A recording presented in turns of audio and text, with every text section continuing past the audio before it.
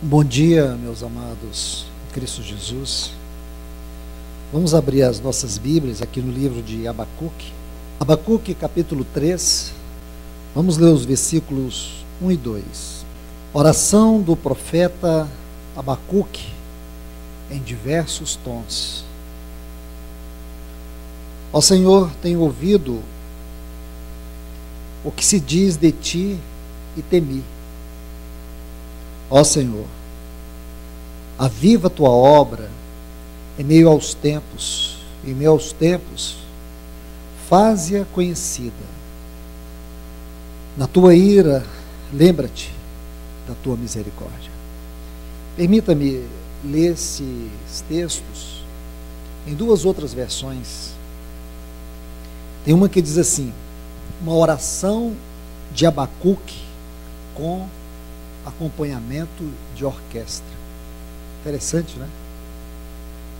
Oração de Abacuque com acompanhamento de orquestra. Aqui na minha versão diz assim, em diversos tons.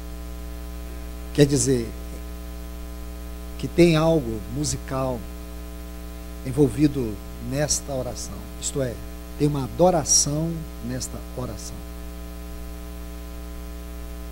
Uma oração de Abacuque com acompanhamento de orquestra. Deus eterno, o que nossos antepassados disseram de ti, fiquei paralisado e caí de joelhos. Faz entre nós o que fizeste entre eles, opera entre nós o que operastes entre eles, e quando executares teu juízo, o que é necessário, lembra-te da tua misericórdia. Há uma outra versão que diz assim: Senhor, ouvi falar da tua fama, temo diante dos teus atos, Senhor. Realiza de novo em nossa época as mesmas obras, faze-as conhecidas em nosso tempo, em tua ira, lembra-te da tua misericórdia. Vamos orar. Querido e amado Pai, é no maravilhoso nome do teu Filho Jesus que nós nos encontramos, é neste nome que nós nos reunimos, e é este nome que nós adoramos. Nós te pedimos que a tua infinita misericórdia esteja sobre nós. Vem e fala com a tua igreja, Senhor, teu povo que se reúne neste lugar. Senhor, nós temos considerado este livro de Abacuque com muito temor. Sabemos das implicações que envolve os assuntos contidos neste livro para os nossos dias. Nos livra, Senhor, de tomar a tua palavra como um entretenimento, como um chavão de retórica. Senhor, que haja reverência e que haja temor ao lermos esta palavra, Senhor. Em especial o que estamos lendo nesses dias. Este é um assunto urgente, é um assunto necessário, é um assunto que envolve vida ou morte, salvação ou condenação. Senhor, nos ajuda, para que nós não sejamos um povo insensível, um povo que se reúne apenas para divertir, que te cultua com tanta frieza, com tanta indiferença, como temos feito por longos e longos anos, sem considerar a seriedade do tempo que nós estamos vivendo e a eternidade que viveremos. Senhor, nos ajuda nesta hora. Só o teu socorro, Senhor, que poderá impedir que nós venhamos cair no laço do engano, da distração, Senhor. Fazer desse encontro apenas uma distração. Nos ajuda, Senhor. Que haja reverência e temor no nosso coração neste momento. O Senhor nos falou ontem à noite com tanta sabedoria, com tanta graça, com tanta vida, com tanto poder. Então, Senhor, nós rogamos a Ti mais uma vez, fale a nós. No nome do Teu Filho Jesus, Pai. Amém. Meus amados, Que o Senhor nos ajude a entender mais um pouco sobre este grandioso livro.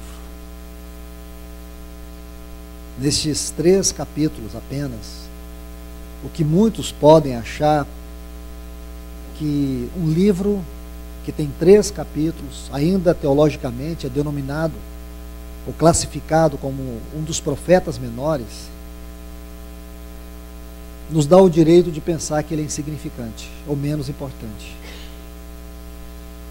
E mais ainda, uma leitura que envolve conflitos na nossa própria alma.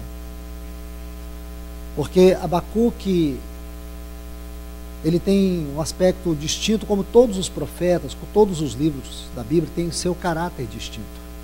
Mas a distinção do livro de Abacuque, ela é um tanto quanto intrigante. Porque aqui você não vê uma profecia direta ao povo, aqui você vê um profeta falando com Deus. O que chama a atenção é justamente isso. É um profeta que está em luta com Deus.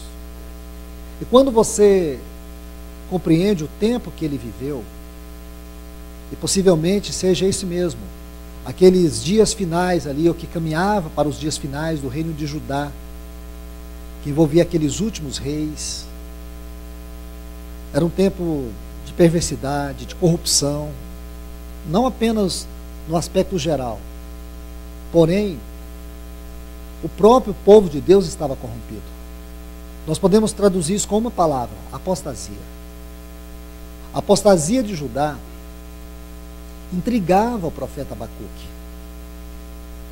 E não somente a apostasia em si, a injustiça. Quando nós lemos aqui, nos primeiros versículos, os primeiros 4 versículos do capítulo 1, Abacuque nos dá um quadro do que realmente estava acontecendo, não apenas no aspecto da vida do povo. E o que mais esmagava o coração dele é ver o comportamento de Deus. Porque esse profeta, ele é ousado em fazer perguntas que nós temos medo de fazer. Mas como nos lembrou muito bem ontem nosso irmão Cláudio, que para você fazer essas perguntas, você precisa subir o degrau mais elevado da comunhão com Deus. Não é na periferia que você vai questionar Deus. É numa vida de íntima comunhão com Deus. E isso é lindo. Somente esses conseguem alcançar a liberdade de questionar Deus sobre os próprios atos de Deus. Então o Abacuque, ele vai fazer isso. Aquela apostasia e o método de Deus em tratar com o seu povo, em usar uma nação tão ímpia como a Babilônia, aquela máquina de guerra que estava devastando todos os reinos. Agora Deus iria usar aquela máquina de guerra para também julgar, disciplinar o seu povo. E Abacuque entra em crise por quê? Porque os babilônios eram extremamente mais ímpios, mais perversos do que o próprio povo de Judá, a despeito da sua apostasia. Então é nesse ambiente de conflitos, de perguntas intrigantes, que esse profeta exerce o seu ministério. O que nós sabemos do seu ministério? Praticamente nada. Mas o que nós temos informação da sua vida com Deus, da sua postura diante de Deus, chama a nossa atenção. Porque esse livro, o seu aspecto singular, talvez no ponto mais elevado, é que ele começa com um lamento. Eu gostaria de montar esse quadro lendo para vocês. Primeiro, observe aqui no capítulo 1, os 4 versículos iniciais, que diz assim: encargo que teve em visão. Que linda frase, irmãos. É o encargo que teve em visão. Nós podemos chamar assim o encargo que é proveniente da visão celestial. Não é um encargo que surge da situação, porque você pode ver a situação, você pode estar diante da apostasia, você pode estar diante da corrupção, porque muitas pessoas podem ser impelidas a exercer o ministério provocados pela situação. Nós devemos ser impelidos para o serviço quando somos chamados pela visão. Sem uma visão celestial, o nosso ministério, o nosso serviço, seja lá o que você chame de seu, é sem valor algum. Você pode ter até a palavra certa, mas você não irá ministrar com a unção, com a vida, com o poder. Esse é um ponto muito importante. Então, o encargo que teve em visão. Isso nos corrige. Por quê? Irmãos, não é difícil você olhar ao redor e dizer, isso está errado, aquilo outro está errado, tudo isso aqui está errado. Então, saber o que está errado é muito fácil. Agora, como que nós devemos proceder? É aqui que entra aquele exemplo maravilhoso de Moisés, lá no Monte Sinai, quando o povo havia adorado aquele bezerro de ouro. E ele ora, ele faz 3 orações, quando sabemos que a oração dele pode ter sido longa, mas pelo menos existem 3 pontos da sua oração que chamam a nossa atenção. O primeiro deles é quando ele diz assim para Deus, quando ele entra naquele tabernáculo, aí ele diz assim para Deus, mostra-me teu caminho. Eles estavam a caminho de Canaã, mas ele não estava falando do caminho de Canaã. Isso é diferente, irmãos. Porque esse não é um caminho que nos impulsiona a andar para frente, esse é um caminho que nos chama a andar para o alto. Então, quando Moisés diz, mostra-me teu caminho, ele não estava falando de um horizonte. Era um caminho ascensional. Era esse caminho. Um chamado para o alto. E isso deve, irmãos, corrigir muitas motivações erradas que existem dentro de nós. Intenções erradas. Posições erradas. Então veja. Oráculo que teve em visão. O profeta Abacuque. Você sabe o que significa o nome Abacuque? Aquele que abraça. Alguns dicionários vão dizer assim, abraçado. Outros, abraçar. O certo é que o abraço, o entremesclar, está envolvido. Aí ele faz as suas inquirições. Até quando, ó Senhor? Clamarei e não ouvirás. Duro isso, né, irmãos? Duro isso que o profeta coloca aqui. Até quando, Senhor? Significa que ele orava e sentia como que o céu encouraçado de aço. É aquele sentimento do Deus impassível, o que ele não é. Mas é isso que ele expressa aqui. Até quando? Eu oro e tu não me ouves. O problema aqui, irmãos, não é só ele dizer que o Senhor não ouve. A questão, quando você diz que Deus não te ouve, é que você não consegue sentir a presença dele quando você ora.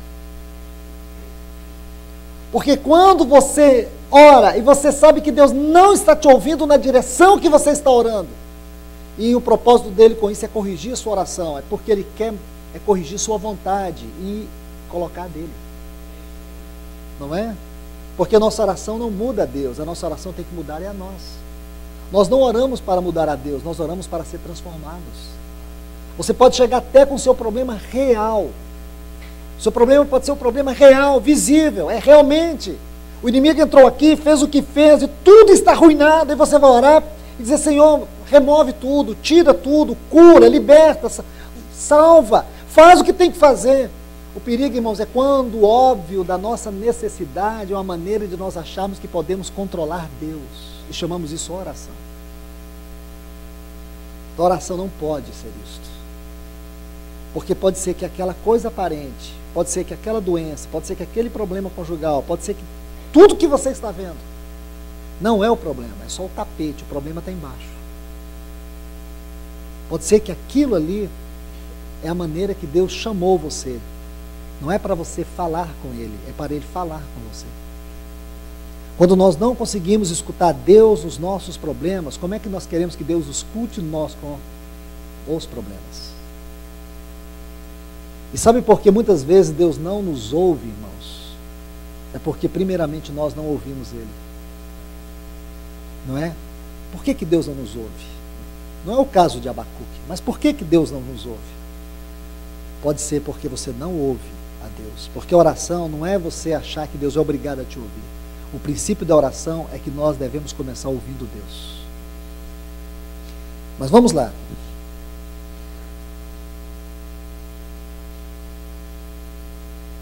E gritarei a ti por causa da violência, não salvarás. Porque me fazes ver iniquidade e toleras, olha o que ele diz para Deus, e toleras ver aflição. Irmãos, sejam sinceros, quantas vezes, você pode não ter falado, mas você pode ter pensado. Quantas vezes você achou que Deus estava rindo da sua situação, quando Ele, aparentemente, se omitiu? Mas Ele não se omitiu. Irmãos, eu sinceramente, eu sou extremamente esmagado por essa oração de Abacuque. O que me encanta nesse livro é que a oração de Abacuque é a oração que nós fazemos no nosso inconsciente. Mas o problema é o que o nosso irmão Cláudio colocou ontem. É que nós fazemos tentando colocar Deus no nosso tribunal de Araque. E queremos julgá-lo à nossa maneira e nos colocar numa posição de vítimas de Deus, de um Deus implacável, de um Deus que parece que está rindo das nossas aflições. Irmãos, quão medíocre somos nós. E esse livro corrige, porque esse livro não termina nesses 4 versículos, ele inicia nesses 4 versículos. Ele inicia com caos. Ele inicia, como muitos capítulos e histórias da Bíblia iniciam. E nós estávamos mortos em nossos delitos e pecados, nos quais andávamos outrora, segundo o curso deste mundo, segundo o príncipe da potestade do ar, que atua nos filhos da desobediência. Éramos, por natureza, filhos da ira, como os demais. Começa totalmente negativo. Não é assim que começa Efésios 2? Mas como termina Efésios 2?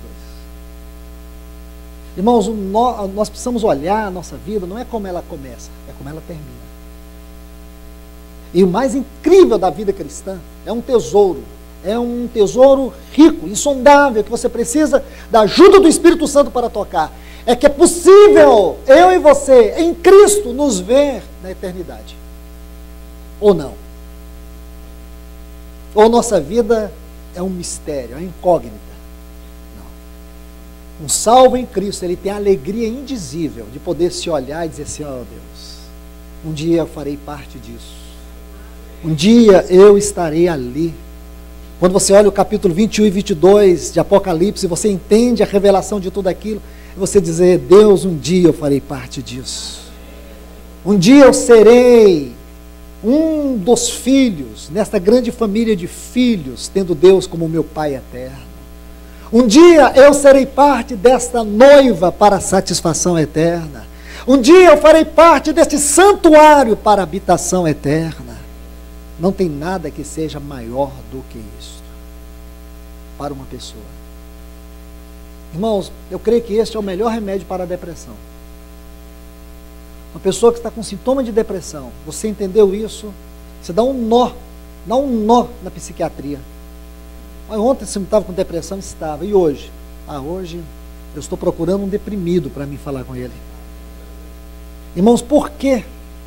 Porque nós temos, não é uma esperança. Falar que nós temos esperança é pouco. Nós temos uma viva e eterna esperança. Então vamos ler. Aí diz assim, por que não me fazes ver iniquidade? Por que me fazes ver iniquidade e tolera ver aflição? Destruição e violência há diante de mim, e se levantam pleitos e contendas. Por isso a lei é debilitada, e o juízo não sai segundo a verdade. Porque o ímpio cerca o justo, e por isso a justiça é torcida. Irmãos, eu não estou lendo o jornal de hoje. Sinceramente, eu não estou lendo o jornal de hoje. Isso aqui não é a revista semanal. Isso aqui é a Bíblia, a eterna, imutável palavra de Deus. O que é lindo no livro de Abacuque é o quanto ele é atual. Então ele começa assim, um profeta esmagado, um profeta que parece não ter esperança, um profeta que está andando com Deus. E sabe o que você consegue entender nessas questões negativas do livro de Abacuque? Vou traduzir isso para você.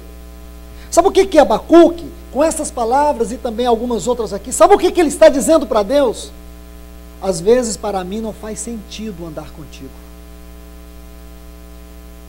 Vou repetir essa frase, porque eu tenho certeza que muitos dos que estão aqui, se não falou, pensou. Não consigo entender. Não consigo entender esse Deus. Eu não consigo compreender por que o Senhor age dessa maneira. Às vezes andar com Deus não faz o menor sentido. Olha os ímpios. Olha os ímpios. Olha a vida deles. Lembra do Salmo 73, quando o salmista começa a fazer essas perguntas? Mas tem um até ali que é tão importante. Ele diz, até que eu entrei no santuário. Sabe o que isso traduz, irmãos? Até que eu pude viver a vida cristã num plano mais alto. Que tudo coopera juntamente para o bem, não o meu bem-estar, mas para o bem do propósito de Deus. A sabedoria de Deus, ela é inquestionável. Então, meus irmãos, apenas isso, perdemos um pouco de tempo aqui, mas deixe-me colocar a parte final. Veja esse contraste. Eu encorajo vocês a entender esses paradoxos do livro de Abacuque. Este é um deles. O capítulo 1, os versículos 1 a 4, e o capítulo 3, os versículos 17 a 19. Agora, veja se você consegue colocar esses textos juntos. Então, nós acabamos de ler um profeta fazendo perguntas que ele não consegue responder, ele não consegue entender. Ele está perplexo. Ele está dizendo, eu oro, mas o Senhor não responde. O que eu vejo diante de mim? Violência, injustiça, apostasia, frieza. É isso que eu vejo. Aí, você vê o final. Pois ainda que a figueira não floresça, nem haja fruto nas vides, ainda que eu falte o produto da oliveira, e os campos não tenham mantimentos, e as ovelhas faltem no aprisco, e não haja vacas nos currais, contudo, eu me alegrarei no Senhor, e me regozijarei no Deus da minha salvação. O Senhor Deus é a minha fortaleza, o qual faz meus pés como os da serva, e em minhas alturas me faz andar. Ao chefe dos cantores sobre os meus instrumentos de cordas. Então essas últimas frases faz sentido o início deste capítulo. Agora, irmãos, o que eu vejo? Esse capítulo 3 é uma das mais incríveis poesias da Bíblia. E ele começa dessa forma mesmo, irmãos. Ele começa uma oração acompanhada de uma adoração. Que lindo isso! O que mudou aqui, irmãos? O que foi que mudou no coração deste profeta?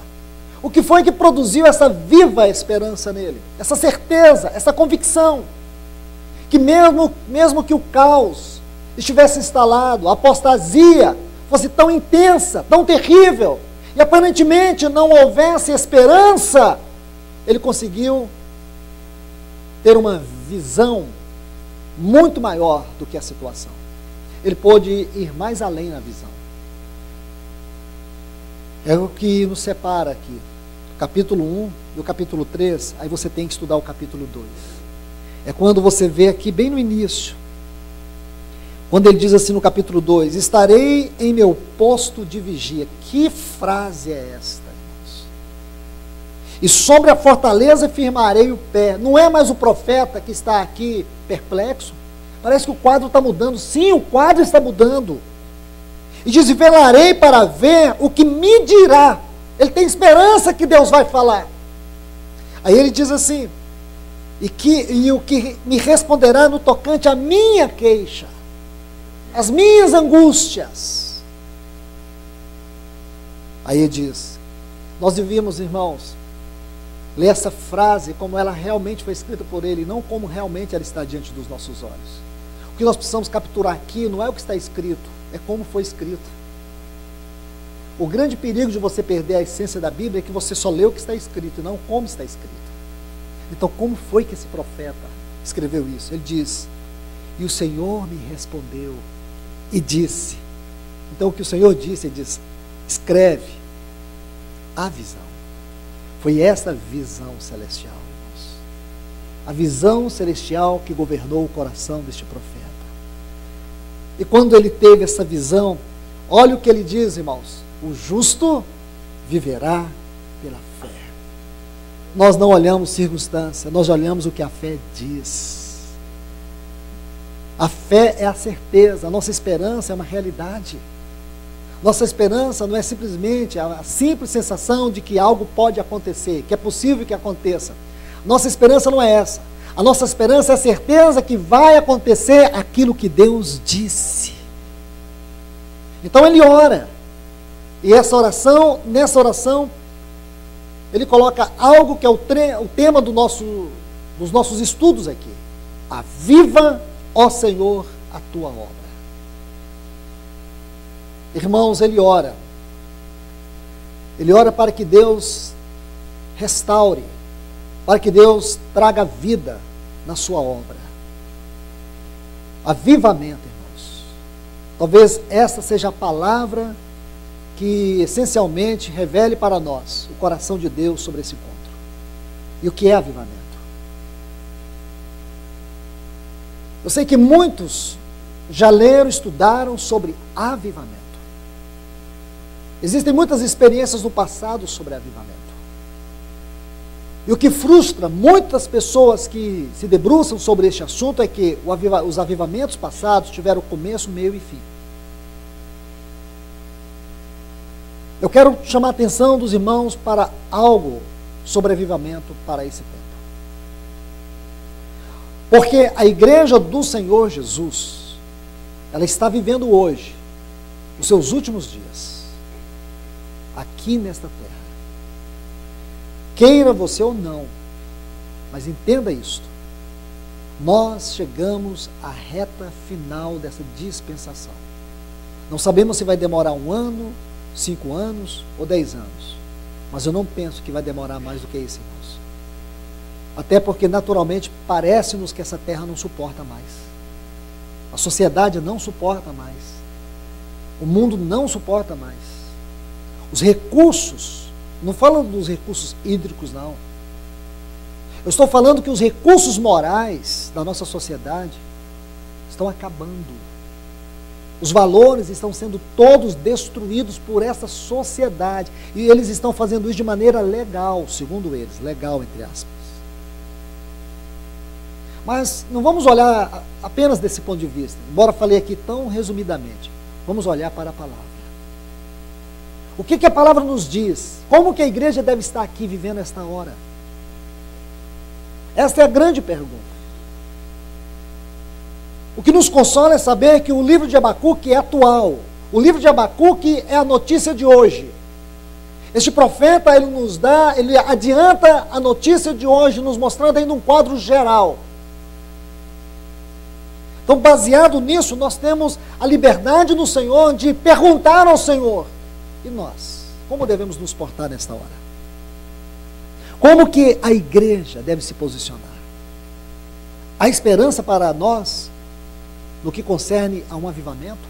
O que a Bíblia diz? Será que a igreja é isso mesmo? Vamos ficar de reunião em reuniões, partindo pão, cantando, orando, evangelizando? A igreja é só isso?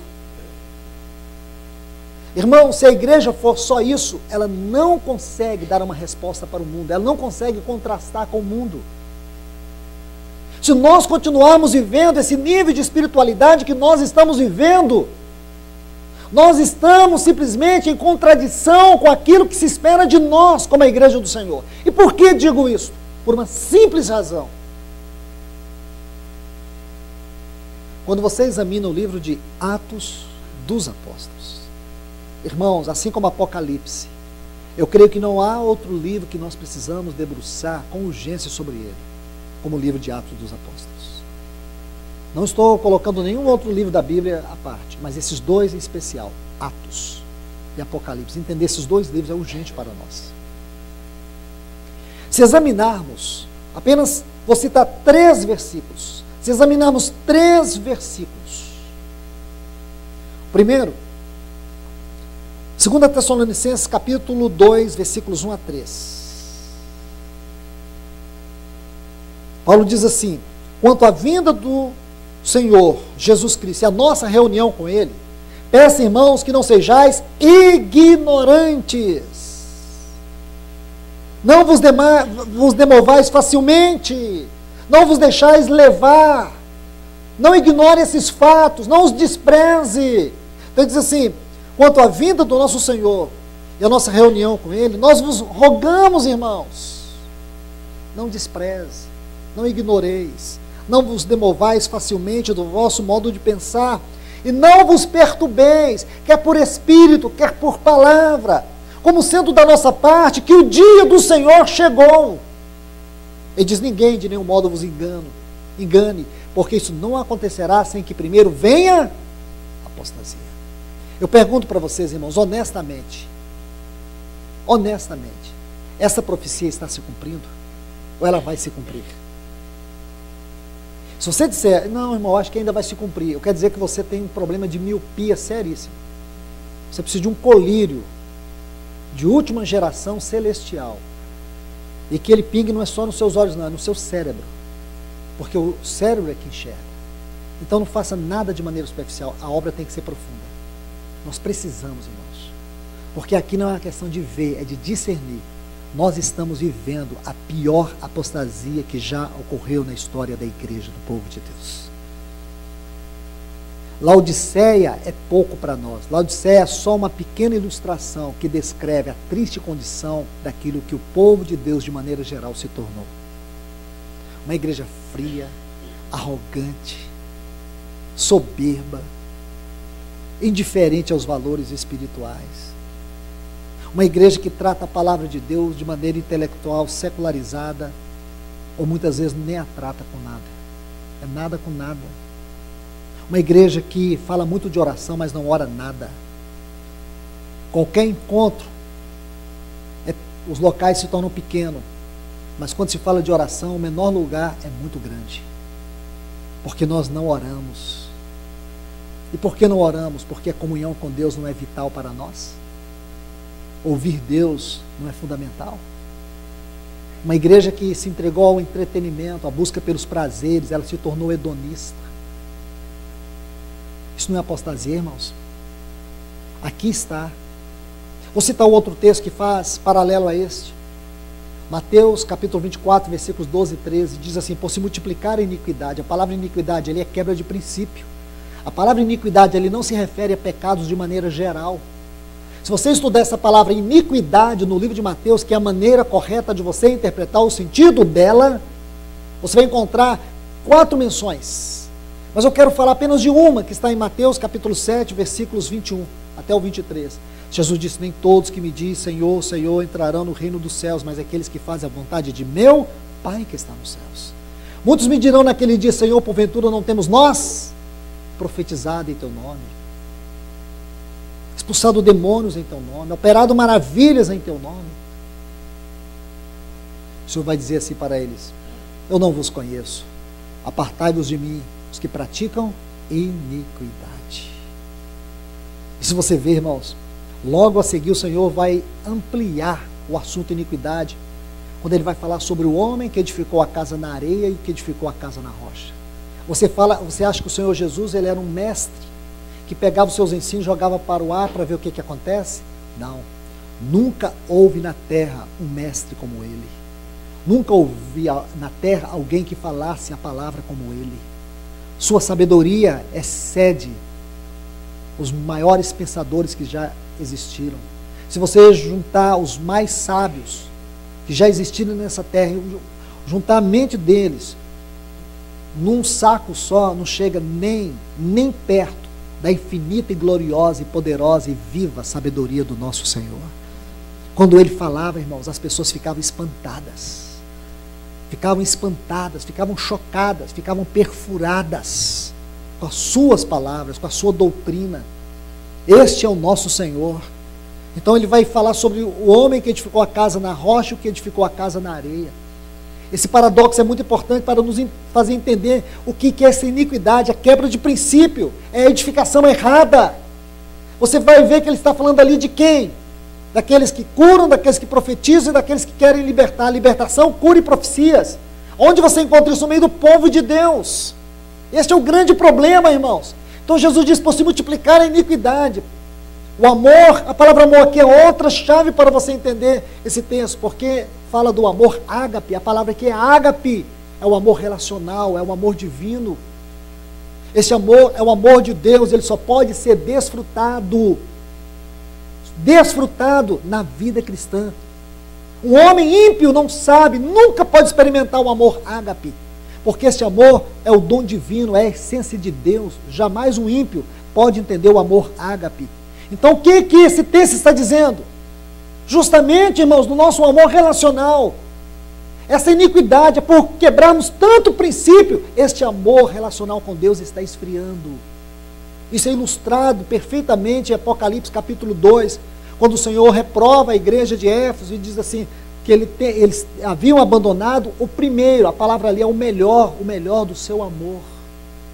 O que está acontecendo hoje, irmãos?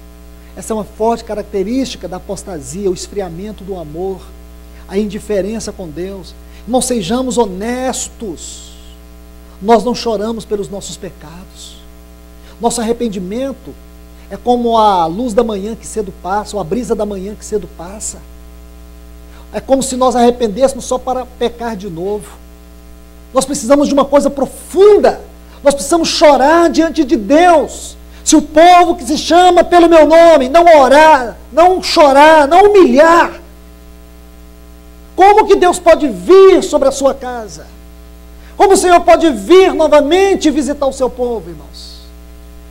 Se nós, ao invés de pedirmos perdão pelos nossos pecados e arrepender deles, nós jogamos eles para debaixo do tapete da nossa consciência. Nós precisamos de uma obra profunda, irmãos, porque a apostasia tem feito isso. Porque o pragmatismo, aquilo que diz assim para nós, se funciona, está tudo bem. Então você acha, está tudo bem, então se está tudo bem, amém. Irmãos, Satanás é um especialista em enganar. Isso que tem destruído a fé, a vida e o poder. Estude a igreja primitiva, veja a igreja de Jerusalém. Você vê que o Senhor apareceu para aqueles seus discípulos 10 vezes. 10 vezes, ele começa ali com Maria Madalena na porta do sepulcro, e ele vai aparecendo a cada um deles, ou em grupos, ele vai aparecendo. O que ele estava fazendo, irmãos? Ele estava construindo o terreno daquilo que seria o maior avivamento da história que aconteceu em Jerusalém, que se ampliou para Antioquia, depois você vai ver na casa de Cornélio, Antioquia, aí depois você vai ver em Corinto, em Éfeso. Era o que o Senhor estava construindo aqui no livro de Atos. Aquelas aparições do Senhor, aquele chamamento do Senhor, durante 40 dias, com incontestáveis provas, ele apareceu para os seus. Mas o que ele estava fazendo, irmãos? Ele estava traindo eles para o terreno de um grande avivamento. Aí diz, ficai em Jerusalém, até que do alto sejais revestidos do Espírito Santo de poder. Olha o que era poder na igreja primitiva, irmãos. O que era o poder? Eu te encorajo a ler só os 4 primeiros capítulos de Atos. O que você vai ver ali, irmãos? Você vai ver coisas lindas. O Espírito Santo desceu ali naquele Pentecostes. Mas antes disso, como eles estavam? Reunidos, juntos, em comunhão. É lindo, irmãos. Olha o que a Bíblia diz. Atos 1,14. Diz quando eles estavam todos juntos, reunidos. A palavra ali não é koinonia. A palavra ali descreve um som produzido por uma grande orquestra musical. É isso que estava acontecendo na igreja de Atos. O Espírito Santo não havia sido derramado como poder. Mas o que estava acontecendo ali? Eles estavam reunidos orando. E se você conjuga, eu peço para você fazer isso rapidamente. Atos, capítulo 1, e o versículo 14, está assim, todos perseveravam unânimes. Essa frase, perseveravam unânimes em oração e súplicas. Agora, observe o capítulo 2, versículo 1. Quando chegou o dia de Pentecostes, estavam todos reunidos. Deixe-me explicar algo para vocês. Sabe essa frase? Atos 1,14. Todos esses perseveravam unânimes. Sabe essa frase? Perseveravam unânimes. Irmãos, esta alusão é só para a nossa edificação e ajuda, e para que a gente possa construir o quadro correto da situação. Olha aqui agora Atos 2. Diz assim: quando chegou o dia de Pentecoste, que era uma festa judaica, não tinha nada a ver com a igreja ali. É o que estava acontecendo no mundo religioso de Israel, ali de Judá. Não tinha nada a ver com a igreja. Então a alusão aqui é histórica, mas o acontecimento aqui que é o que nos interessa. Estavam todos reunidos. Sabe essa frase, todos reunidos? Se você fizer um exame do texto no original, é essa mesma frase. Perseveravam unânimes. Então, eles estavam perseverando ainda, não pararam de orar. Sabe o que eu quero dizer para você? Que desde o capítulo 1 até o capítulo 2, eles não pararam de orar.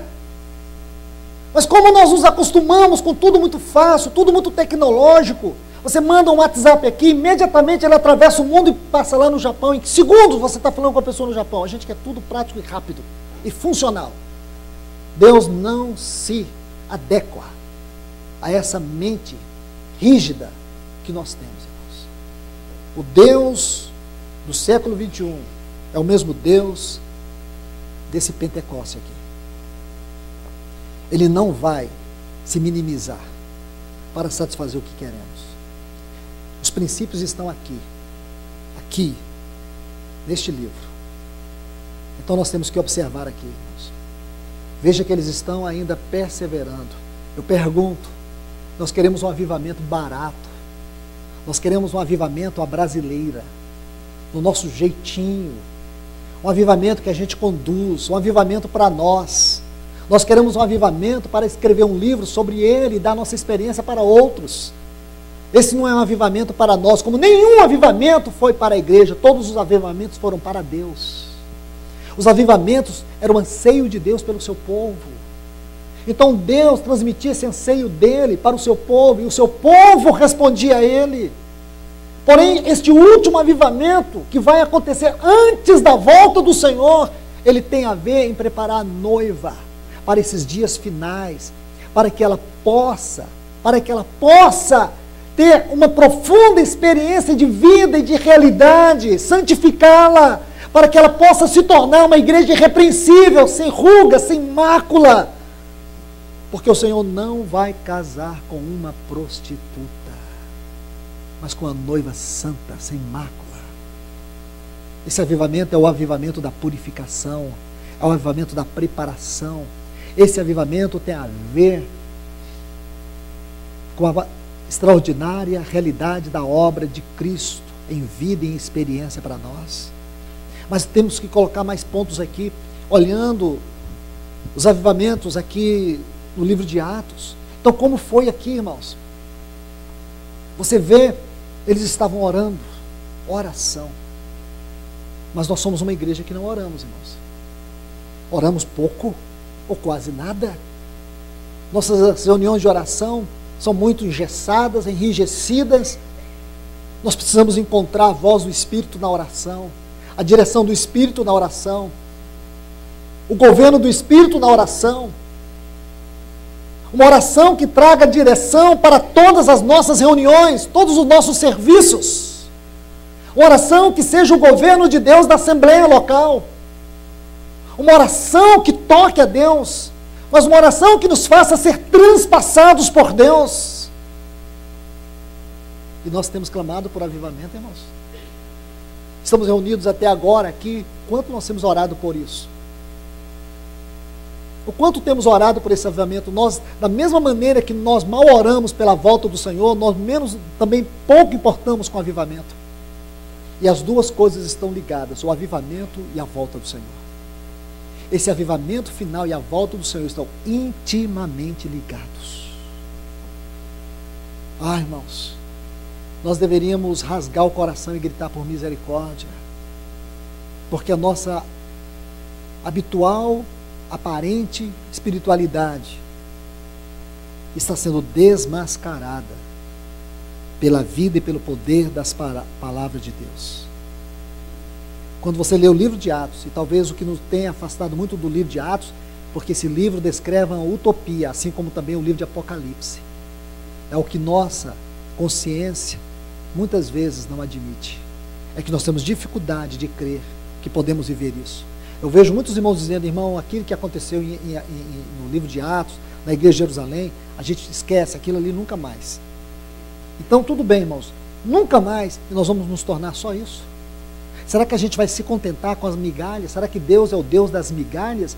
Ele é o Deus que nos convida a sentar na sua mesa e comer dele. Então, nós estamos falando de uma mesa quando nós partimos o pão, mas nós não temos nenhuma realidade sobre ela. Meus irmãos, nós precisamos parar de mentir. Que nós mentimos, sabe onde que nós mentimos? Olha os cânticos que nós cantamos. Faça esse teste com você mesmo. Não acuse os outros não, acuse você. Quando você canta assim, eu me rendo aos teus pés. Você se rende mesmo? Irmãos? Te dou tudo o que eu sou, você dá mesmo? Senhor, tu és tudo para mim. É mesmo, irmãos? Ele é tudo para você mesmo? Eu rasgo meu coração em adoração. Rasga mesmo, irmãos? Rasga mesmo? Passa 2 horas vendo um jogo de futebol, não consegue passar 2 minutos em oração. É assim mesmo, é isso. Sabe que a gente já percebeu que nossas adorações é uma das maiores mentiras que nós fazemos diante de Deus? É o que eu tenho falado para mim, irmãos. Eu não estou julgando ninguém, não. É o que eu tenho falado para mim. E a gente fala de avivamento nessa mesma linguagem. Assim como nossas músicas que cantamos é uma grande mentira que professamos, nós falamos de avivamento. Senhor, aviva a tua obra como um chavão de retórica.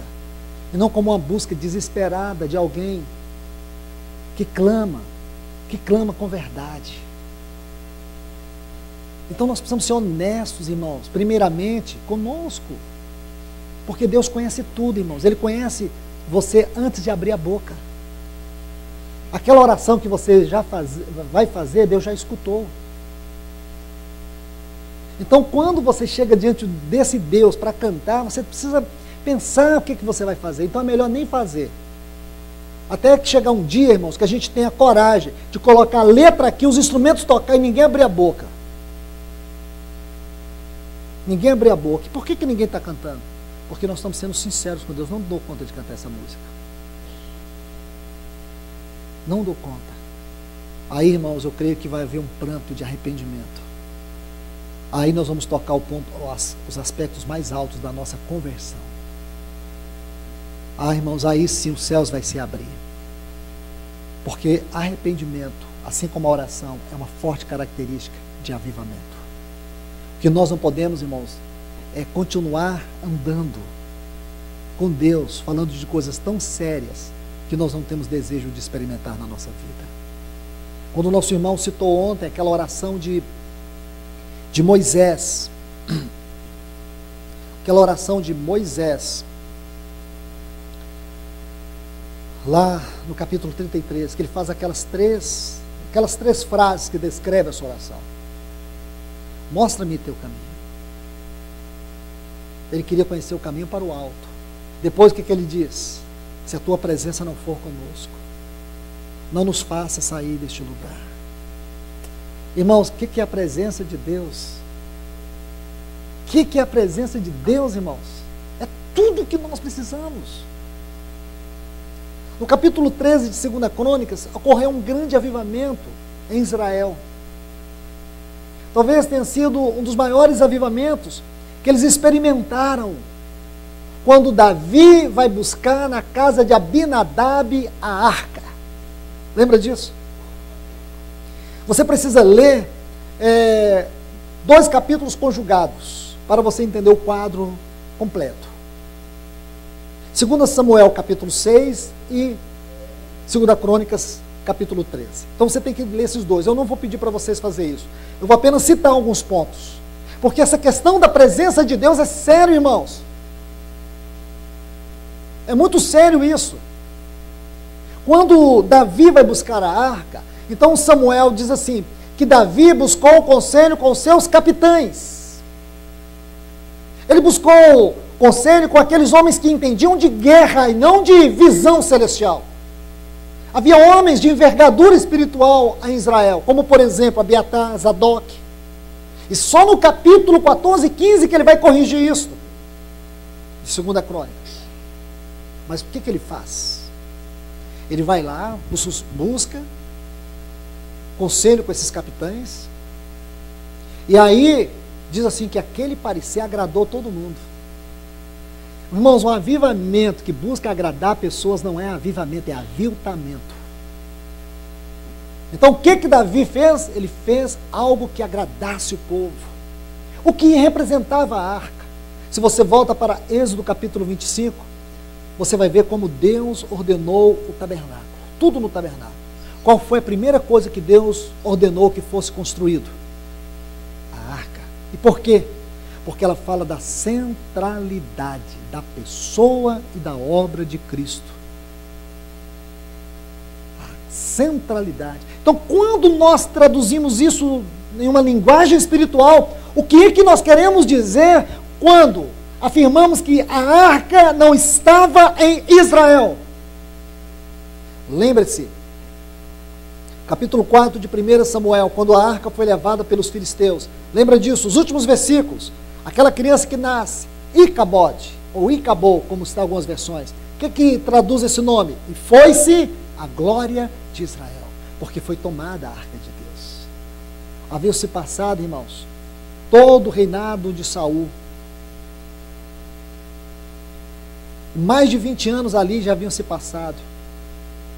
Imagine, e a arca do Senhor não estava no lugar onde deveria estar, onde Deus ordenou. Eles haviam, irmãos, perdido o testemunho da presença de Deus. E é isso que nós precisamos refletir. Temos perdido o testemunho da presença de Deus e temos vivido de substitutos. Por que nós não somos honestos, irmãos? Por que nós não somos honestos que as nossas formas de cultuar é uma maneira de substituir a presença de Deus? Nós não cultuamos por causa da presença de Deus. Nós cultuamos muitas vezes por causa da ausência de Deus. Aí nós traduzimos tudo pelo sensacionalismo. São situações que nós não admitimos. E outro, o programa é muito fácil porque ele pode entreter. Tendo irmãos que cantam, tendo um irmão que prega, nós já temos um culto que agrada a Deus. Será, irmãos? Será que tudo isso é mais importante do que a presença de Deus? E aonde é que essa presença, ela se manifesta em realidade? Quando? Como? Onde? Aí a gente acha que o culto, a presença de Deus só é real no culto. Não, irmãos, o culto deve ser o reflexo da presença de Deus na minha vida, na minha família, na minha casa, e aí vai. Porque quando nós traduzimos o cultuar só na reunião da igreja, nós traduzimos tudo de forma errada. Nós temos que compreender, meus irmãos, que a gente apressa a volta do Senhor é a partir dos nossos casamentos. Entende? Avivamento começa na nossa casa. Irmãos, tem um fato aqui, eu vou citar. Observe bem, irmãos. Quando Davi trouxe a arca, vocês vão ver, eu não peço que vocês façam isso agora, mas apenas anote para vocês lerem depois. Então, lá em Crônicas, como também em Samuel, como já citei esses capítulos, 2 Samuel 6 e 2 Crônicas 13, então quando você vai ler em 13, 14 e 15, você vai ver ali um quadro muito interessante, que quando Davi ele traz a arca, ele tem uma experiência muito triste. É quando ele chega na sua casa. Irmãos, esse era um problema muito sério para Davi. Porque quanto a essas coisas, Davi era tão diligente, irmãos. Mas na sua casa, Davi era um fracasso.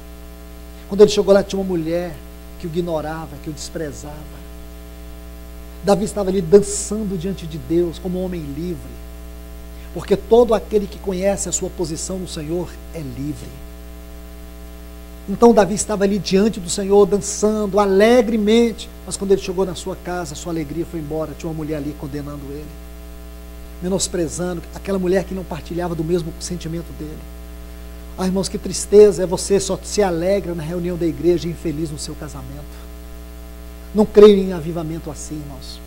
Eu creio no avivamento que ele vem lá de baixo para cima, lá dos nossos primeiros relacionamentos, onde o coração do pai é convertido aos filhos e dos filhos ao pai, onde o marido experimenta o verdadeiro amor no casamento, onde a mulher sabe o que é o verdadeiro significado da submissão no casamento, onde ninguém está ali querendo ser o cabeça de nada, mas todos estão debaixo do único que é o cabeça, que é Cristo. Isso é um lar, isso é a igreja. Para que nós entendamos isso, irmãos, nós temos que deixar que o Espírito Santo ajude. Não adianta, irmãos, nós pensarmos em edificar uma igreja sem a família, não incluir nossos casamentos, não incluir nossos filhos. Como nós vamos experimentar avivamento se isso não muda a nossa maneira como homem, não muda a atitude das mulheres? Olha o que Davi experimentou. Ele buscou a presença de Deus de maneira congregacional, mas ele não pôde desfrutar essa presença na sua vida conjugal.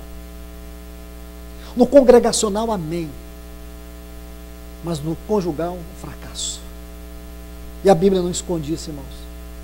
Eu fico estremecido com a franqueza da palavra de Deus, porque primeiro mostra um quadro lindo, Davi trazendo a arca, os sacerdotes vindo, fazendo aqueles sacrifícios, e a arca sendo introduzida no meio do povo, tudo muito lindo, mas o Espírito Santo não esconde os bastidores. Irmãos, Deus não joga nada para debaixo do tapete na sua palavra, Ele escancara tudo. Isso aqui é muito lindo, é o congregacional, mas olha o conjugal. Ah, irmãos, sabe o que eu ouço o Espírito Santo dizer para mim? Não faça isso, não seja assim. Irmãos, eles não tiveram uma Bíblia para ler. Talvez você possa dizer assim: nossa, como foi linda a conversão de Saulo.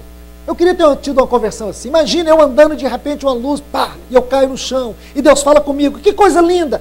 Se eu convertesse assim, eu seria como Paulo, não é? Aí a Bíblia diz assim: bem-aventurado aqueles que não viram e creram. Sabe o que o Senhor está dizendo? Se você é capaz de crer em mim, na simplicidade da minha revelação por você, a sua fé é maior do que a de Paulo. Entende, irmãos? Que coisa linda é essa? Porque a gente tem uma mania de ter baixa estima espiritual. A gente acha assim: meu Deus, lá no tribunal de Cristo, a gente vai... Imagina se na minha frente está Abraão. Eu vou arrumar um capuz, um boné, vou ficar assim, com vergonha. Porque imagina esse gigante espiritual, pai da fé, o amigo de Deus. E nós somos quem? Não é isso que Hebreus diz, irmãos? Hebreus 11 fala assim: por haver Deus provido coisa superior ao nosso respeito, para que Ele sem nós não fosse completos. Nós estamos aqui para completar aquilo que Deus começou com os patriarcas, com os profetas, com os apóstolos. É como se nós estivéssemos aqui na arena da fé, e eles como uma grande nuvem de testemunho. Porque, irmãos, vamos interpretar o capítulo 11 e 12 de maneira hermenêutica. O capítulo 12 diz assim que nós estamos rodeados de uma tão grande nuvem de testemunhas. Então, de maneira hermenêutica, onde você vai interpretar essa nuvem de testemunhas? Você vai ficar olhando para todos os lados. Não precisa olhar muito. Olha para o capítulo 11, que ali tem uma nuvem de testemunhas. Aquela galeria citada ali. Sabe quem são aqueles? A nuvem de testemunhas do capítulo 12. Você fala: nossa, não vamos forçar a palavra de Deus. Mas não tem mais não. Irmão, para com isso. Porque senão então não tem como você interpretar. Você vai ficar imaginando: nossa, uma nuvem de testemunhas, esse é o anjo. Que anjo? Está ali, capítulo 11, capítulo 12, pronto, morreu. Agora veja. Se existe isso, irmãos, e esse versículo, os versículos finais do capítulo 11, diz que Deus provê algo superior ao nosso respeito para que eles ali são quem? Essa galeria dos heróis da fé. Aí ele segue dizendo: porquanto, aí vem aqui essa cláusula tão importante, conclusiva. Então ele vai concluir o que ele estava dizendo. Nós estamos rodeados de uma tão grande nuvem de testemunhas, que são esses. Corramos a carreira que nos está proposta. Vamos correr, irmãos. Então nós temos que correr, nós temos que avançar, nós temos que progredir, nós não podemos parar. Se nós pararmos agora, irmãos, tudo estará perdido. A vida cristã não é só isso. Deus tem algo superior ao nosso respeito. Deus tem algo maior para nós. Se no início houve esse grande Pentecoste, para começar a vida e a história da igreja. Então como será o final? É uma luz que está apagando, irmãos? Se a Bíblia diz que a vereda do justo é como a luz da aurora que vai brilhando, brilhando, brilhando até ser dia perfeito? Ou será que a nossa vida é como a luz da aurora, vai brilhando, brilhando, brilhando até apagar? Não. É de glória em glória. É de fé em fé. É assim, é ascensional. Ascensional, é para o alto, é para cima, é para dentro. Mostra-me teu caminho para cima. Se a tua presença não for conosco, é isso que nós precisamos agora, irmãos, dessa presença. Mas o que Davi fez? Davi fez o que os filisteus fizeram. Um carro novo, um pragmatismo religioso, o evangelho que funciona. Está dando certo? Tá. Então vamos fazer. Irmãos, não. O Espírito Santo nos convida a olhar para dentro da sua palavra, a fazer um retorno e dizer, Senhor, não é assim. Nossos métodos estão errados, a nossa maneira está errada, a nossa visão está errada. Corrige a visão, corrige tudo, Senhor. Nunca vamos desfrutar a presença de Deus, irmãos, fazendo as mesmas coisas porque outros fazem. Nós precisamos olhar tudo na luz do Senhor. Senhor, o que eu estou cantando é o que eu vivo. Eu tenho dificuldade de dar meu tempo para ti. Ali eu estou cantando que te dou tudo. Tu és tudo para mim. Como tudo para mim? Porque quando meu time de futebol perde, eu chego na reunião deprimido. Quando surge o lançamento, o novo filme, eu fico obcecado para ver. E eu não tenho a mesma obsessão para ler a tua palavra. Que cristãos somos nós, irmãos? Coração cheio de obsessões mundanas. Nós não apressamos a volta do Senhor, pouco falamos dela, pouco nos interessamos por ela. Estamos falando de avivamento, algo que vem antes, que tem que acontecer agora, que tem que nos tirar dessa letargia, dessa frieza, dessa apostasia, porque temos sido indiferentes. Nós cantamos músicas decoradas, nós não deixamos o nosso espírito adorar a Deus em espírito, em verdade. Tristeza, irmãos, se tornou o evangelho nesses dias. Mas antes que eu e vocês estivéssemos aqui, havia um profeta que estava lutando com Deus, como Jacó lutou com Deus lá no vale de Jaboque. Aviva a tua obra no decorrer dos anos. Torna conhecida a tua obra. Irmãos, essa deve ser a grande oração nossa. Senhor, torna conhecida a tua obra entre nós. Que o mundo veja que o Senhor Jesus foi enviado por causa do testemunho da tua igreja. Que nós sejamos um como tu, o Pai, o Filho, o Espírito são.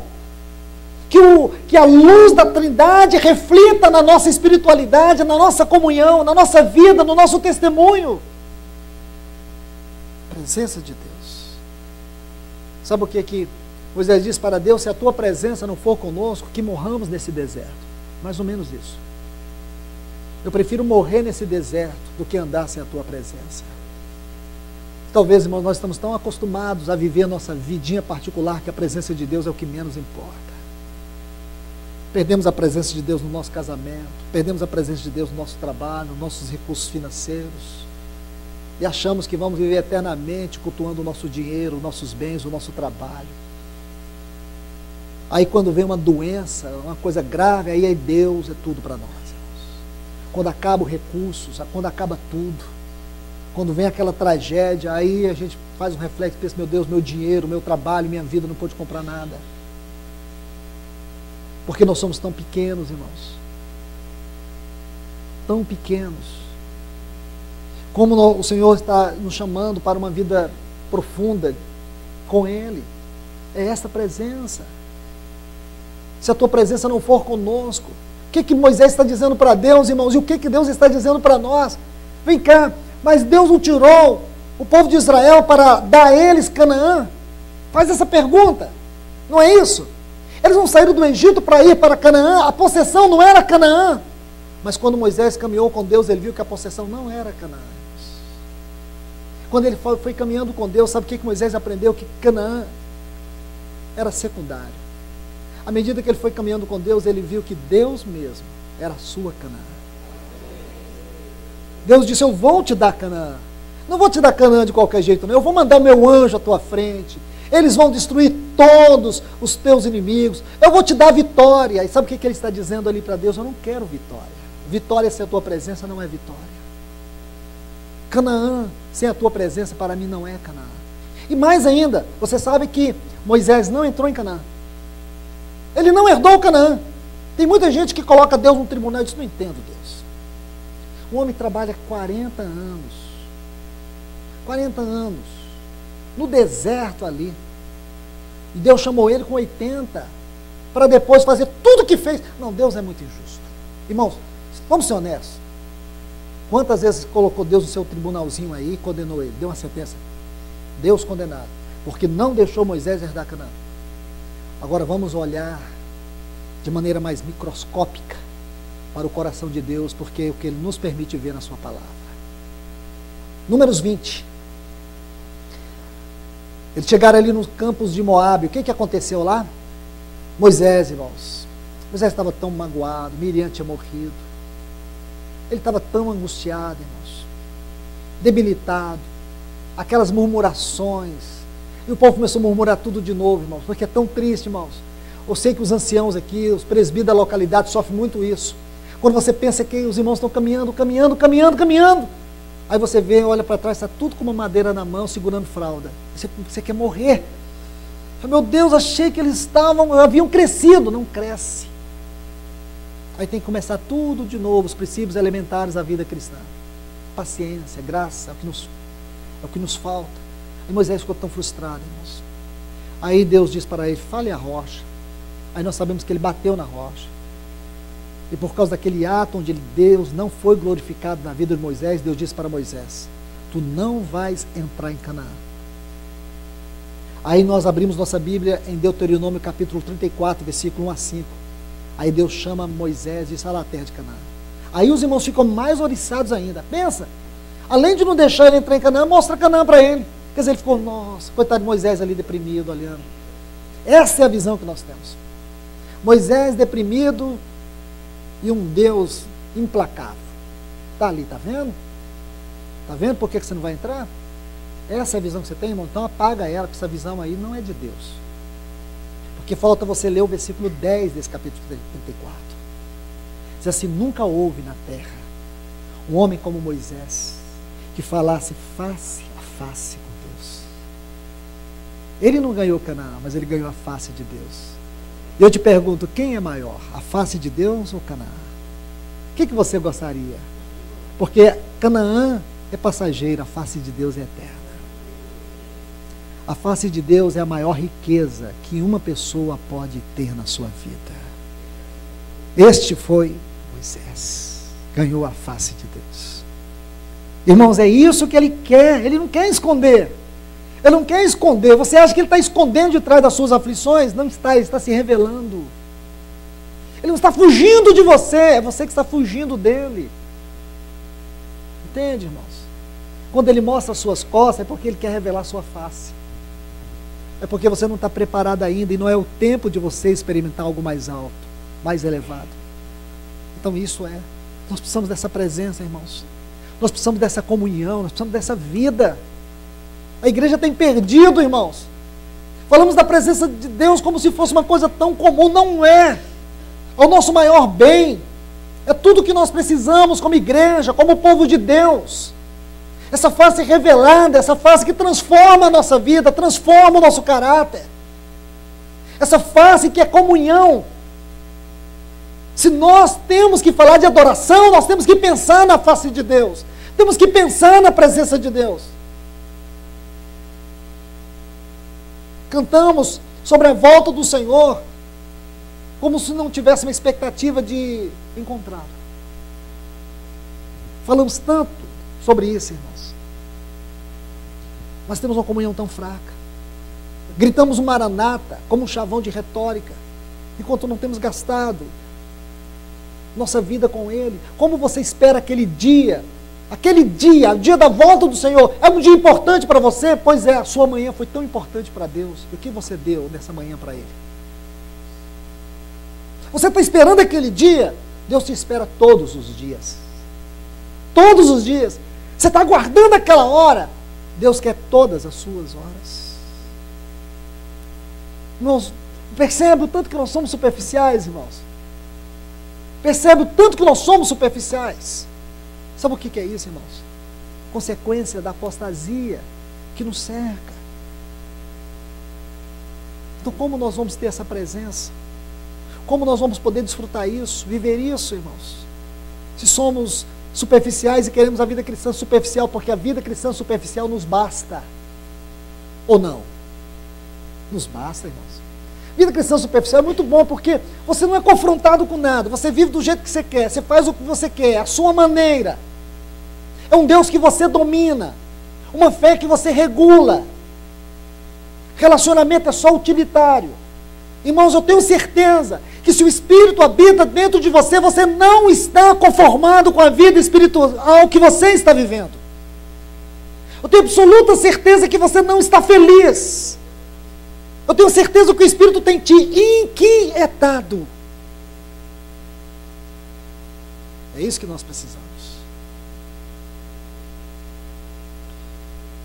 É isso que nós estamos necessitados, irmãos. Então, Davi prepara um carro novo. São os nossos métodos. É a nossa maneira de trazer a presença de Deus. Mas um momento, o carro tropeçou ali. E a arca foi caindo. E Uzá não era pessoa mal intencionada. Uzá só era fruto do momento. Ele era fruto daquele movimento. Uzá são aqueles inocentes que perecem no nosso meio por causa da nossa própria culpa de pregar o evangelho errado. Uzá é a consequência de nós fazermos as coisas do nosso jeito e colocar nossas mãos sujas nas coisas santas do Senhor. Por isso que existe tanta morte, irmãos, tanta morte no meio do povo de Deus. Morte que eu falo não é física não, é espiritual. Tanta tragédia, tantos casamentos que acabam, tanta coisa acontecendo de ruim no meio do povo de Deus, no meio de uma assembleia. Por quê, irmãos? É a síndrome de Uzá. Como nós, irmãos, os anciãos de uma localidade, os irmãos mais velhos, precisamos primeiramente diante do Senhor responder a Ele. O que está acontecendo, Senhor? Fazer as perguntas naquele nível que nós ouvimos ontem do Senhor, naquela comunhão, e deixar, irmãos, parar com a nossa oração e deixar que Deus faça a sua oração, que Ele fale, que Ele aponte os erros. Você vê que a presença de Deus na igreja primitiva era algo tão forte, tão real. Lembra o que aconteceu com Ananias e Safira? E a gente tem 1000 explicações teológicas para aquilo e porque hoje não acontece. Eu falo, tem irmão hoje tripudiano, tem irmão hoje fazendo de tudo, por que não acontece? Aí a gente, por causa disso, Não, não é por causa de nada disso. Sabe por quê, irmãos? A nossa realidade espiritual é tão pobre, que se nós cultuássemos um cemitério, dentro de um cemitério, a gente não sentia nenhuma diferença. Esse é um ponto. É lógico que tem outros. A nossa realidade espiritual é tão pobre, que as pessoas estão vivendo em pecado e elas não se sentem incomodadas. Pegam o pão, pegam o cálice. Não existe um examinar a si mesmo. Não é examinar para ver se tem pecado. É se está tocando a realidade do corpo de Cristo. As pessoas comem, banalizam. Isso é apostasia, irmãos. Apostasia, falta de vida. A igreja primitiva, você vai ver que o Senhor Jesus fez 2 promessas para eles. E que se cumpriu. A primeira promessa que o Senhor fez foi a promessa de vida. Eu rogarei ao Pai, e Ele vos dará outro Consolador. Isso está em João capítulo 14, versículo 16 e 17. Ele vos dará outro Consolador, a fim de que esteja convosco para sempre. O Espírito da verdade, que o mundo não conhece, mas vós o conheceis, porque Ele habita convosco e estará em vós. Esse é o Espírito de vida. E depois Lucas 24, 49. O Senhor diz, permanecer em Jerusalém, eu rogarei ao Pai, Ele vos dará outro Consolador, Espírito de vida. Aí agora, Lucas 24, 49. O Senhor diz para eles permanecerem em Jerusalém, até que do alto eles fossem revestidos com Espírito de poder. Irmãos, vida e poder eram os 2 fundamentos daquele avivamento da igreja primitiva. nós temos perdido a vida e temos perdido o poder. Vida e poder. Você vê que a igreja primitiva, como eu disse, os 4 primeiros capítulos, dê uma lida lá, irmãos, depois. Você vai ver, tudo mudou. Pedro, aquele que se acovardou diante de uma criada, quando ele viu aqueles homens insultando o que estava acontecendo, ele se levanta e pregou um dos maiores sermões. Um dos maiores. No capítulo 2 ele vai falar 7 gloriosas características de Cristo Jesus. Pedro pregou com tanta ousadia, aqueles homens tinham ousadia na pregação. Eles tinham ousadia na mensagem. Nós temos perdido a ousadia, irmãos. Temos perdido a ousadia da mensagem. A igreja de hoje necessita de profetas e mestres, homens que olhem para o alto. Salmo 74, o salmista diz assim, vou parafrasear: já não temos os nossos profetas, nós não temos nem placa de sinalização na nossa frente, nem sabemos para onde ir, nem sabemos onde vamos, e nem temos aqueles que possam nos dizer, até quando? Até quando? Ele fala, não temos os nossos profetas. Profetas, irmãos. Como aqueles trombeteiros de Números capítulo 10, quando Deus mandou construir 2 trombetas de prata. Mas lá em Números capítulo 9, diz que a nuvem, ela se movia, e à medida que ela se movia, o povo também se movia. O povo só poderia se mover e levantar o acampamento, e armar o acampamento numa outra estação, à medida que a nuvem levantava. Eles tinham que seguir a nuvem. Mas veja que os trombeteiros, eles deviam tocar a trombeta, avisando ao povo que era hora de partir, porque o povo não sabia. Então quem que olhava para a nuvem? Porque se não tivesse aqueles trombeteiros, o que teríamos? Uma nação inteira, todo mundo olhando para cima. Então ninguém podia andar. Por que as pessoas não podiam andar? Porque tinha que olhar para cima. Mas aí Deus fez o seguinte, colocou apenas 2 homens para olhar para cima. 2 trombeteiros. Eles ficavam 24 horas olhando para cima. E à medida que eles viam a nuvem se movendo, o que eles faziam? Tocavam a trombeta. Esse era o papel deles. O papel deles principal não era tocar a trombeta. O papel deles principal era olhar para a nuvem. Nós necessitamos que Deus levante homens que olhem para o alto. Se a trombeta der o som incerto, quem se preparará para a batalha? Como a igreja vai se preparar, irmãos? Se não há homens que têm tido ousadia na palavra. Que Deus levante, irmãos. Que Deus levante homens que têm ousadia na palavra, que toque a trombeta em Sião, para dizer para nós a que horas nós estamos da noite. Então, meus irmãos e irmãs, vamos prosseguir. Você vai ver isso no livro de Atos. Ousadia, coragem, intrepidez. Intrepidez. São as características daquele grandioso avivamento. Isso tem a ver com a vida, tem a ver com o poder. Então, quando foi que a vida, o Espírito Santo como vida, foi derramado para a igreja em Atos? Isso aconteceu em João capítulo 20, a partir do versículo 19 até o 23, quando diz que os discípulos estavam no cenáculo trancado com medo dos judeus. Pôs-se Jesus no meio deles e disse-lhes: paz seja convosco. E tendo mostrado suas mãos, o lado, o que ele fez? Soprou sobre eles o Espírito Santo. Essa palavra soprou é linda, irmãos. Ocorre uma única vez no Novo Testamento. E você só pode encontrá-la novamente no texto sagrado se você ler a Septuaginta, aquela versão dos 70, que é a versão do antigo hebraico para o grego. Então o que aconteceu? Houve esse glorioso trabalho de 70 anciãos, rabinos, judeus, que fizeram essa versão. E se você olhar lá na Septuaginta, em Gênesis 2,7, diz que Deus criou o homem do pó da terra e soprou nas suas narinas o fôlego de vida. Aqui está a palavra, infusão, é a mesma que está lá em João capítulo 21. Soprou sobre eles. Quem soprou, irmãos? Quem soprou foi aquele que criou todas as coisas e sustenta todas as coisas pela palavra do seu poder. Aquele que sem ele nada do que foi feito se fez. Aquele que só com a sua palavra disse: haja luz, e toda a luz do universo se estabeleceu. Este que disse: haja luz, foi aquele que chegou para aquele grupo pequeno de discípulos e soprou e disse: recebei o Espírito. Ali começa o Pentecostes, irmãos. Não é em Atos 2, é em João 21. Veja dessa maneira que tudo muda para você. Vida. O Espírito como vida. E por que vida? Porque tudo na igreja primitiva era governada pela vida.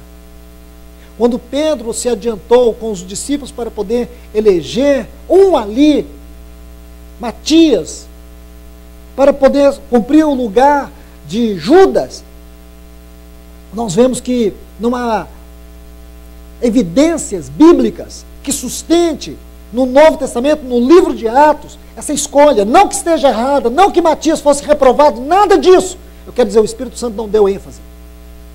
Como deu ênfase em Paulo, em Barnabé, Pedro, João, nos outros apóstolos, alguns outros, Estevão, tantos outros. Mas o que eu quero colocar para os irmãos aqui, irmãos, é como nós necessitamos dessa vida. É como a igreja tem perdido a vida, irmãos, e temos colocado substitutos, os nossos programas, as nossas habilidades, a nossa sabedoria. Como nós temos colocado nossas mãos, as nossas maneiras, nossas impressões, porque temos perdido a vida. O que a igreja primitiva tinha? Vida. Isso é que é importante. Vida.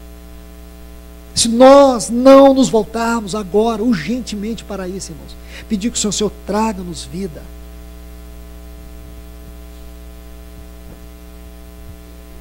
Traga-nos vida, Senhor. Derrama da tua vida sobre nós. Vida e poder. Aí lá, em Atos 2, nós vemos o Espírito Santo descendo como Espírito de poder.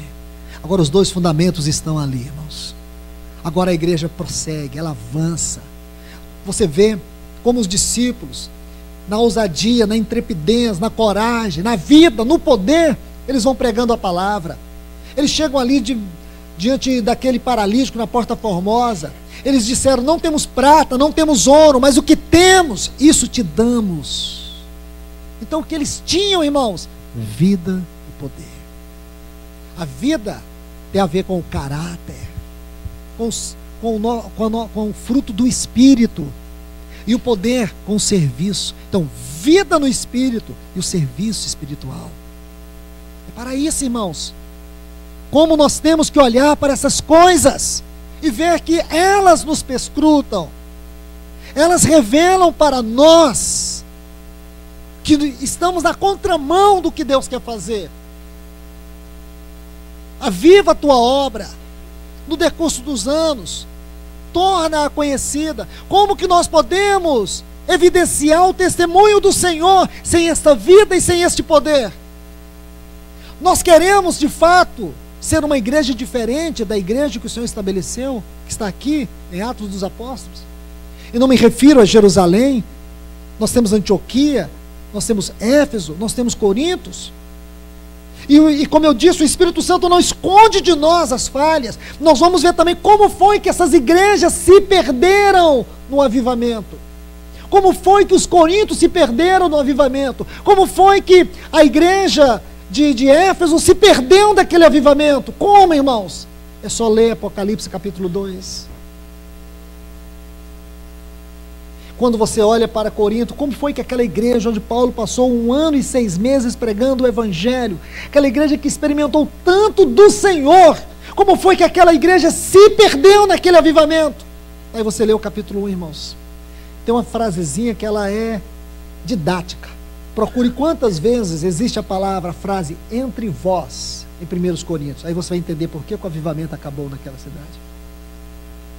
Entre vós há divisões, entre vós há ciúmes, entre vós há contendas, entre vós feriram a comunhão. Éfeso feriu o amor, a comunhão, tudo é ferido, a comunhão é perdida, o avivamento acaba, é diluído.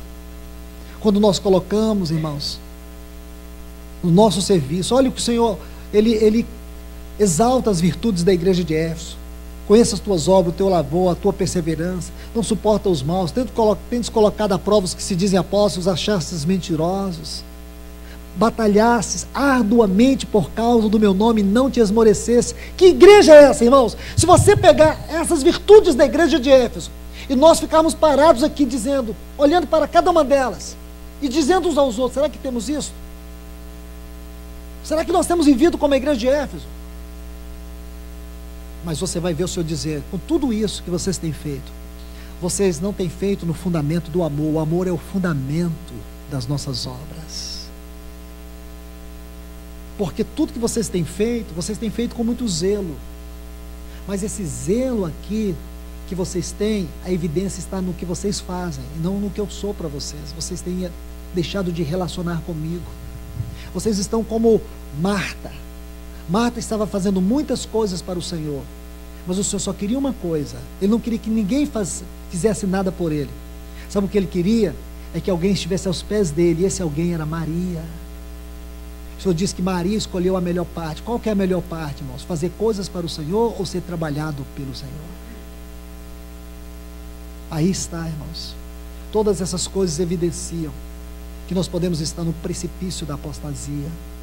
Então nós não temos outro caminho a não ser clamar ao Senhor. Socorre-nos, ajuda-nos, mostra-nos teu caminho. Não nos faça sair deste lugar se a tua presença não se manifestar entre nós. Não queremos, Senhor, um avivamento num carro novo. Nós queremos, Senhor, que os valores espirituais sejam trazidos à tona.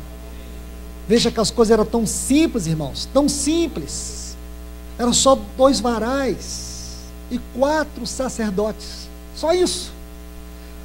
O problema ali, irmãos, não estava só porque Davi tinha uma visão errada. Não era a visão que estava errada. Tudo estava errado. Mas poderiam ser corrigidos com coisas simples, atitudes simples. Deus falou, quando Ele ordenou como a arca deveria ser construída, Ele também ordenou como ela deveria ser conduzida. E é isso, irmãos. É na condução das coisas que nós falhamos. Nós temos a mesa do Senhor, mas pode ser na condução dela que nós falhamos. Nós temos tantos fundamentos espirituais, mas pode ser na condução dos fundamentos que nós falhamos. Nós falamos de oração, amém, é um fundamento, mas é na condução da oração que nós falhamos. Nós temos a palavra de Deus, mas é na condução da palavra que nós falhamos.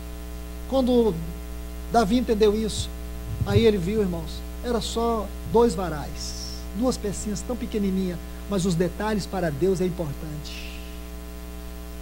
Deus, irmãos, ele não é aquele Deus que fala assim, tá bom, tá mais ou menos, mas tá bom. Como nós, muitas vezes como pai, o filho só faz 70% e a gente já está satisfeito. Deus não, irmãos. Porque Deus é sério e é santo. Então para Deus, não é o mais ou menos, porque o mais ou menos pode ser um terrível desvio do nosso caráter espiritual. Então, que nós sejamos cuidadosos, irmãos.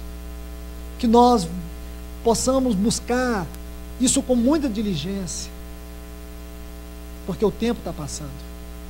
E talvez nós tenhamos perdido muito tempo. E que nossa oração possa ser como a oração de Joel. Que o Senhor possa restituir os anos que foram consumidos pelos gafanhotos, migrador, cortador, devorador e destruidor. Que Deus abençoe a todos vocês, irmãos.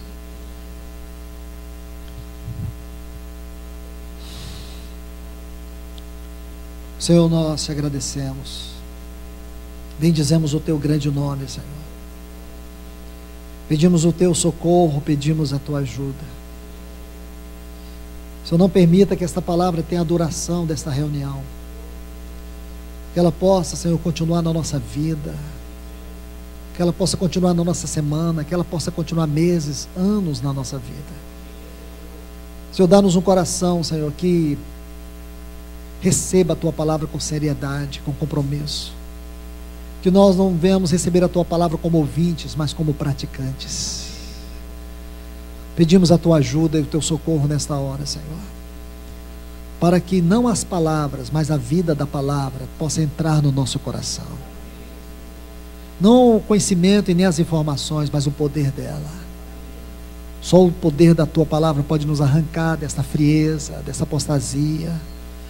Porque podemos estar muitos anos entristecendo o teu coração, Senhor. Como a igreja laodiceana, como a igreja que tem virado as costas para ti, Senhor. Uma igreja que resiste em não querer ver a tua face. Ah, Senhor, ajuda-nos. Ajuda-nos nesta hora aqui, Senhor. Vem e entra com a tua presença, Senhor, neste lugar. Dá-nos temor, Senhor. Senhor, nos livra dos desvios, Senhor, dos caminhos errados que temos tomado, Senhor. Por favor, Senhor, olha para nós. Olha para nós, visita a vinha que tu plantaste, Senhor. A vinha que o Senhor estabeleceu. Visita, Senhor, o teu povo. Insiste nessa porta, bate nessa porta, Senhor. Senhor, ajuda-nos a abrir a porta para que o Senhor entre, ó Deus. Senhor, nós não queremos ser uma Laodiceia de portas fechadas, Senhor. Nós queremos ser uma Filadélfia com uma porta aberta, Senhor. O Senhor colocou em Filadélfia uma porta aberta, Senhor. Abre os teus céus sobre nós, Senhor. Abra os teus céus sobre a tua casa, Senhor, sobre a tua igreja, sobre os teus filhos, as tuas filhas que estão aqui, ó Deus. Que nós possamos ouvir a tua voz, Senhor. No nome de Jesus, Pai.